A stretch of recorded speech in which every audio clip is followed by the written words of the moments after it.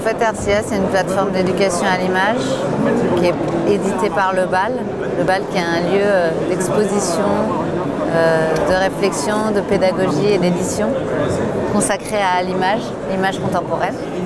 Et le pôle du BAL qui s'appelle la Fabrique du Regard, qui existe depuis une dizaine d'années, fait des ateliers d'éducation à l'image auprès des jeunes.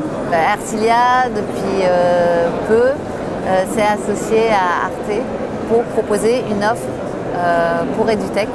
Alors en fait, les enseignants peuvent s'inscrire directement via EduTech et accéder à Ercilia. Donc cette offre, elle a été construite en partenariat avec Arte, puisqu'en fait, on s'est rendu compte qu'on avait des contenus qui étaient complémentaires en fait, et que finalement c'était intéressant aussi pour les enseignants de proposer ce jeu de ping-pong en fait et de rebond qu'on a avec Arte.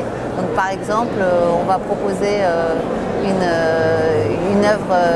la présentation d'une œuvre, l'œuvre de Lewis Balls. Arte va proposer le témoignage de Lewis Balls dans son intégralité sur l'offre Arte EduTech.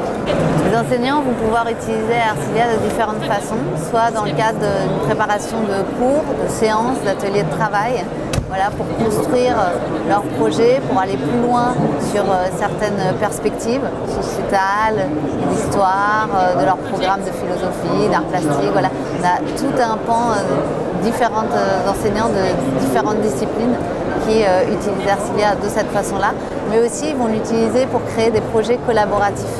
Et donc pour pouvoir impulser en fait des protocoles de travail à leurs élèves, mais aussi aux intervenants dans le cadre de projets pédagogiques. Ils vont pouvoir proposer aux élèves de collaborer, de faire des exercices directement sur la plateforme. Effectivement, il y a des comptes enseignants et des comptes classes. Donc sur EduTech, il existe des comptes classes avec lesquels les élèves vont pouvoir se connecter et ils vont accéder aux mêmes ressources que leurs enseignants. Et via ce compte classe, ils vont aussi accéder au parcours des enseignants. Donc le parcours, c'est ce que l'enseignant aura réalisé à partir des ressources d'EduTech.